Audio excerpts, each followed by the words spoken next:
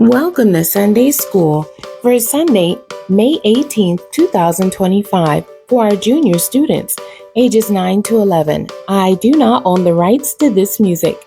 Today's Bible basis is coming out of 1 Corinthians chapter 12, verses 14 through 31. The title of today's story, Play Ball.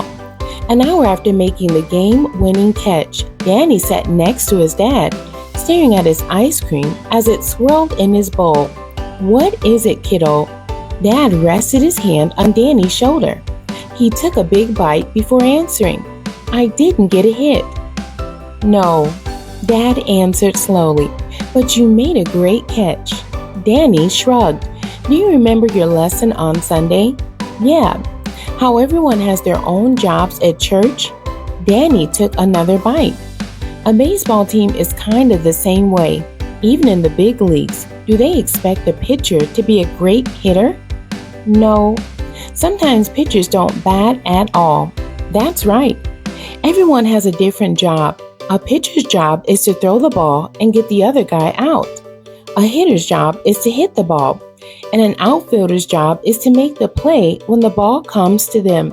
Some days, one part of your job is more important than the others. What would have happened if you'd gotten a hit but not caught the ball? They would have gotten at least 3 runs because he hit it so far. It would have been a tie. But you did catch the ball, even though you didn't get a hit. Danny thought for a minute. So even though I'm not a pitcher and my team counts on me to get a hit, today my job to catch the ball was more important? What do you think? He sat up a little straighter. What I did was important too? Dad just smiled. Danny grinned back and went back to his ice cream. Have you ever wanted to do something you weren't very good at, but someone else was?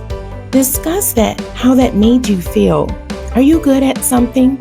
Even if you don't really like doing it, discuss why you should or shouldn't do it anyway. Every part of the body is useful and necessary, even if we don't think it is. Some might be seen as more important, but very few can be done without. At least not without needing to make up for it somehow. Can you live without a foot? Sure, but everything works a lot better with one, and you would have to work hard to make up for not having one. No body part is redundant. A hand can't do what a kidney does. An ear can't do what lungs do. 1 Corinthians chapter 12, verses 14 through 31, and this is the King James Version. For the body is not one member, but many. If the foot shall say, because I am not the hand, I am not of the body, is it therefore not of the body? And if the ear shall say, because I am not the eye, I am not of the body, is it therefore not of the body? If the whole body were an eye, where were the hearing? If the whole were hearing, where were the smelling? But now have God set the members, every one of them, in the body, as it hath pleased him. And if they were all one member, where were the body? But now are they many members, yet but one body. And the eye cannot say unto the hand, I have no need of thee, nor again the head to the feet, I have no need of you. Nay, much more those members of the body which seem to be more feeble are necessary, and those members of the body which we think to be less honorable, upon these we bestow more abundant honor, and our uncomely parts have more abundant comeliness.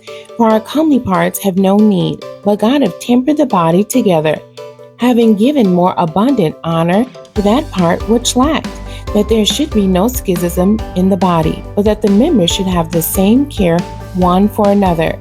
And whether one member suffer, all the members suffer with it, or one member be honored, all the members rejoice with it. Now ye are the body of Christ, and members in particular.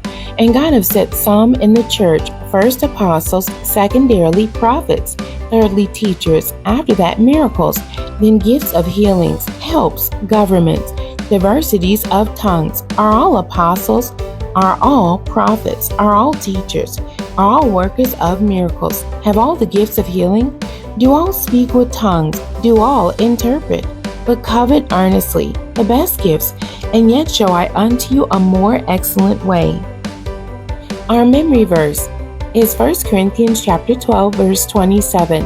Now ye are the body of Christ, and members in particular.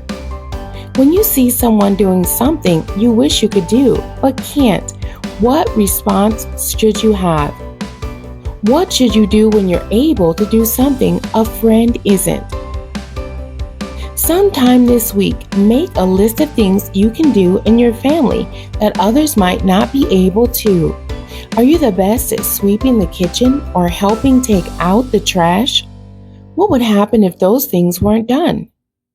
Do them with a cheerful heart. The end. God bless you and thank you for joining me today.